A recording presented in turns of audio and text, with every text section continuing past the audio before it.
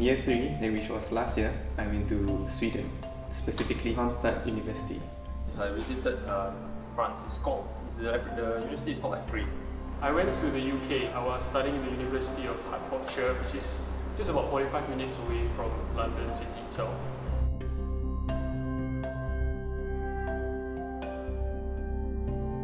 I went for Gem Explorer, so that means 6 months from January to July. I went on the Gem Explorer for 6 months. It started from January and I finished my term in May, but I took the opportunity to travel around Europe. I just went on a summer exchange, so we learned more about French culture, the French language, and basically I took electives just to clear my UEs.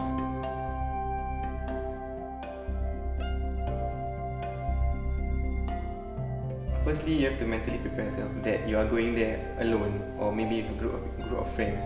But at the end of the day, you are away from your comfort zone, you're away from your family, so you don't have that support to fall back on, you see. On the religious aspect, I learned out about issues of Musafir and also just Jama issues. So these are the things that I prepared myself before I went to Sweden. I did read a lot about the British culture. Well, one of the biggest culture shock, yes, I think, is that they have a drinking culture in Britain. So when I went into my hostel, the place reeks of alcohol, and my roommates were asking me, "Do you want to come tonight for a party and drink?" And that is considered normal for them. That's part of the way of life for British people. And to say no would be rude. So the way I handled that was that I would go, but I would stay a while, and I told them early on that I don't consume alcohol, and they respected that. And of course, I explained why and the reasons for doing so, and I think they understood why, and I think that's important for me.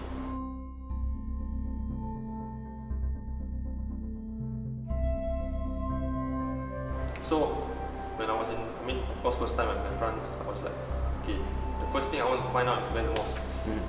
And there's only one main mosque, it's called the Paris Grand Mosque. So for Friday prayers, I think everybody in Paris just go to that mosque.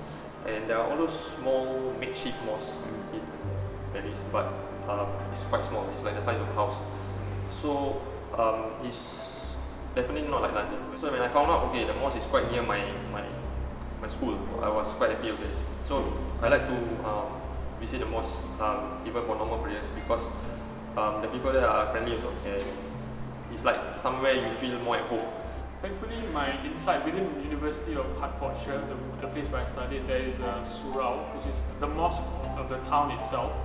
So thankfully, the students and the teachers, there are a lot of Muslims in the university, on campus itself. So it's not a problem. I have Friday prayers in school every Friday. Yeah. I did that at it's a mosque, but it doesn't look like a mosque at all. So basically, it's just a building next to the railway station, and it's on the 2nd floor. So at first, when I went in there, it was a bit awkward because I can't speak Swedish and I can only speak a little bit of Arabic. So that little bit of Arabic helped me communicate with them. And from then on, it was easy. Every week I see them, I see familiar faces, and the situation there, the bonding between all the brothers in that mosque, it was really unique because they themselves are immigrants.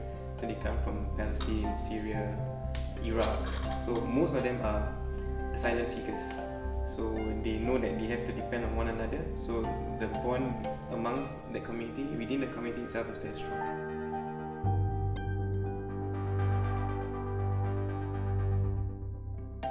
When it was in winter, the Fajr was later, so it was easy for me to wake up. So as I wake up, I can still wake up normally and still do my Fajr. But Maghrib was about 4, so that's when the sun starts to set. Yeah. And then in summer, it's the other way around. The days are longer, the nights are shorter.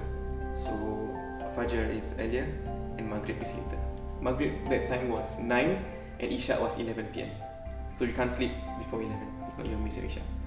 Prayer time is, what was it? So Subuh is like 4, then Zuhur is like 1:45, but when it comes to Asar, it was 6 PM. Okay. Then Maghrib is 10, because the sun's at 10. then Isyak is close to 12. Yeah, then 12 to 4, that is your sleeping time until you wake up from. So subuh is not easy to wake up. It's really the hard part.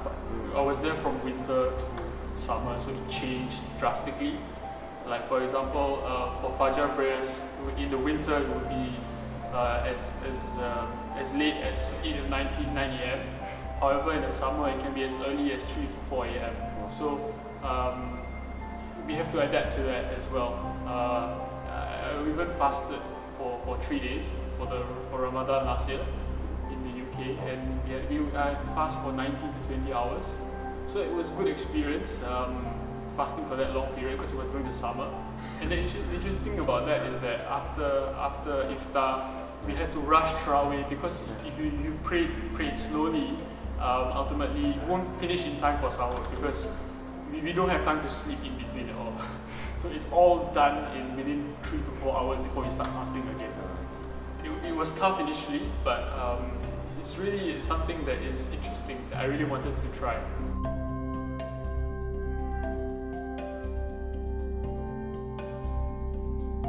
Oh, okay. In Sweden, it's really expensive. Okay, like entry to a toilet in Singapore is 10 cents, but entry to a toilet in Sweden is $2. I don't know how clean the toilet is. I never entered the toilet before because it's too expensive. And other than that, like food, if you want to get food, the kebab costs you about $10, just the kebab itself.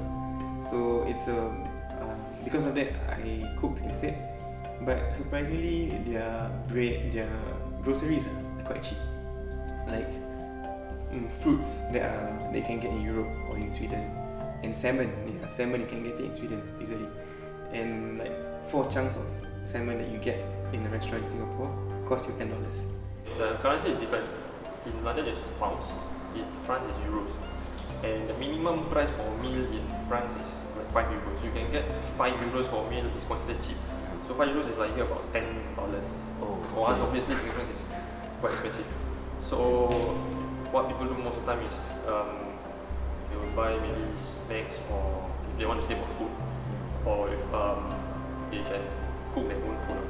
The hostels will cost about $1,000 a month, which is about triple the cost of the hostels in NTU.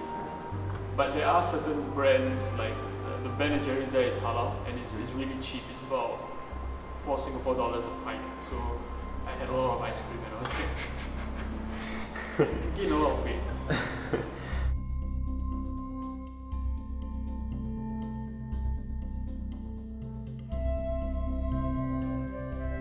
From where I studied, they didn't have an official like Muslim society, but there were Muslim students around.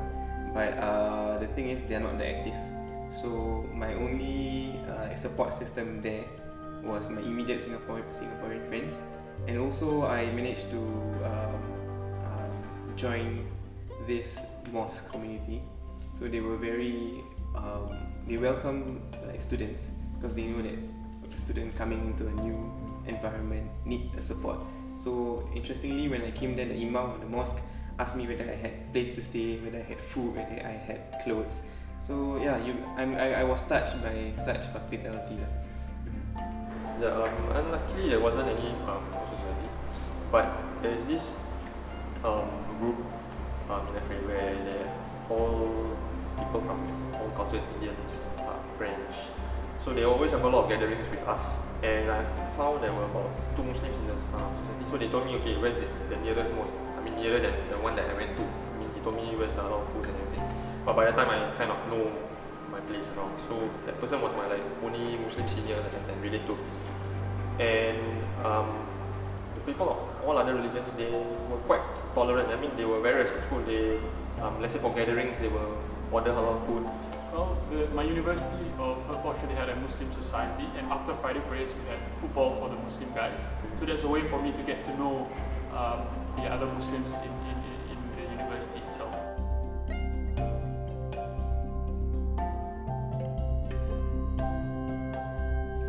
January was still winter. That was, according to them, the coldest period, the coldest month. So in January it was about -20. Then in June was about 20 degrees. So I got like minus and positive 20. At least in Sweden, it didn't get above 20. It was an English winter, so it's cold and it's raining. Thankfully, there was no snow, but it was quite gloomy. Yeah, and it was difficult to adapt psychologically because you are always, because in Singapore we have sun. Sometimes you don't have sun there for weeks. So when the sun comes out, we ultimately become very happy people, and we go out and we treat it like, oh, it's time to.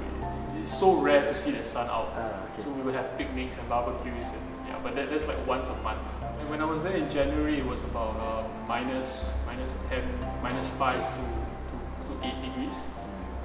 In the summer, it went up to 23, 24. Yeah. So it's kind of warm, but at certain times it's kind of it's cold. For me, it's cold. For my Singaporean friends, it wasn't that cold. They like the weather. So temperature can range about 15 to 25. So it wasn't, and of course the sunset and sunrise. There's more daylight. So the temperature was just nice.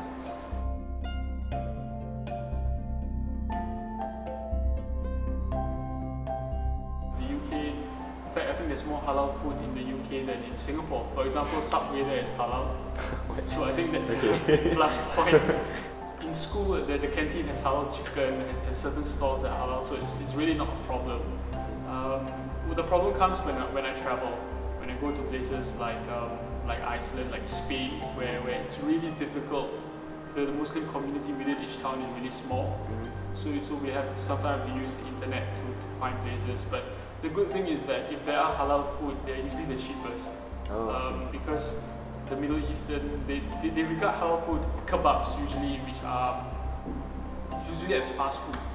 So it's usually about the cheapest food around. So when I travel with my friends, even though they're not Muslims, they would eat with me halal food, so I'm thankful for that. I have to cook a lot because it's very expensive. Thankfully, there's a halal butcher within my town, so I had to make friends with him. The good thing about being Muslim is that you come into the shop and you say Assalamu alaikum. Then you can get discounts from that as well. So I managed to eat lamb, chicken. It's not a problem at all. But I did have to learn to cook, which was difficult because I've never cooked before. It was a good experience.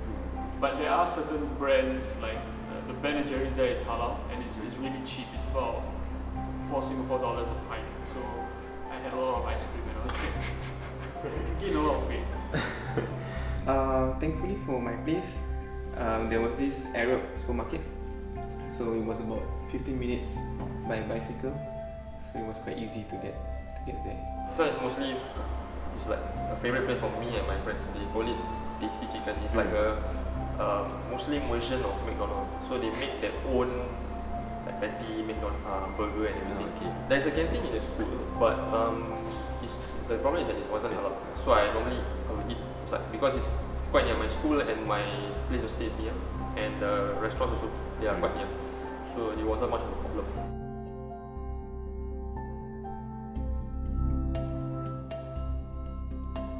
The main reason why I chose Haftar is because of the courses that were on offer, and if I were to match it back to my sociology course in Singapore, it's a 4-unit module. So that was the reason why I chose Haftar, because if I can match these 4 EUs back to Singapore, that means I can clear most of my 4 EUs. So the process was, at first it was quite mind-blowing, because there's a lot of things that you have to take into account. You have to check previous record of students over there, and also you have to check whether that course matches the one in Singapore. So that was quite intense, but after a while you get the hang of it. You ask your fellow mates who have been to Sweden, you ask them how's the process, and they are more than willing to help you. Yeah. But unfortunately, when I went there to Sweden, the module got cancelled. So I managed to clear, instead of 4 EUs module, I only cleared 1. Well, I managed to match all my courses to my course. I think that helps me a lot, because then I took the opportunity to academically reduce the amount of AUs that I needed to come back and fulfill. And I really enjoyed my courses there. I enjoyed my is a different. Is journalism from a different perspective. Singapore journalism is all about hard line. They are very liberal about it, which can be good and can be bad. And when you go there, you just learn about that, and you take it, and you become a better person.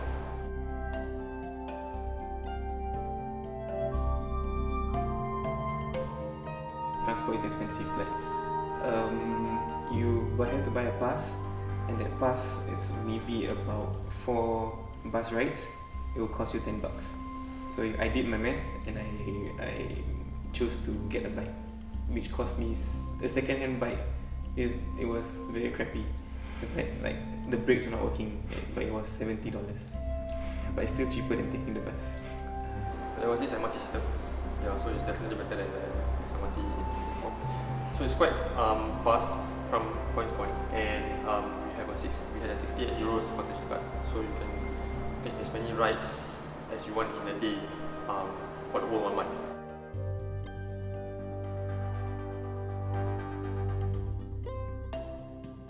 In Sweden, I think try not to stick to your Singaporean friends. I mean like it's comfortable, as in you can speak your own language, you understand each other's attitude towards stuff. But I think the reason why exchange is on offer is that you get to see how other people live their lives and how other people think. So I think as a Muslim, it really becomes very challenging when you go to these countries. But at the same time, you just have to take this challenge by the scruff of the neck, and then tell yourself that okay, this is how like a true Muslim is supposed to live his life. Even though you face a lot of challenges, you face a lot of issues like food and prayer places, but you still have to fulfill your duties as a Muslim. So we kind of put your iman to the test. But it was a really good experience. So be prepared to get uncomfortable, and be prepared to actually have to step out of your comfort zone. And my advice is to just enjoy the experience. And like I said before, don't always compare the situation there back to Singapore, because that would be very depressing. In the UK, I think it's important to enjoy yourself, do the things that you like, and discover the side of yourself that you've never seen. I think going over abroad for 6 months is an opportunity to discover yourself. And at the same time, as a Muslim, it's very important to learn the culture and the Muslim culture in the UK, which is very strong and which is very different from Singapore, and to take that back as lessons that we can learn from. Yeah. I would say that it's very normal for especially Muslim students to be worried about where to eat the halal food, whether you can pray. But it doesn't matter about that, because like for example praying, right? You can even pray the corridor or what. Sometimes I do pray the corridor. Some people do see, but just don't care about that. It doesn't matter. Just follow your own practices. Don't be ashamed of your own religion. And I would say do not be afraid to, especially go to Europe, because Europe is quite I would say maybe the west side to like England, France, more Muslim friendly, but even Sweden also. So if it'll be better if you have a bigger Muslim community. But if you want to try somewhere where there's a smaller Muslim community like Korea, you still can go ahead. But just still maintain just be strong in your Islamic practice.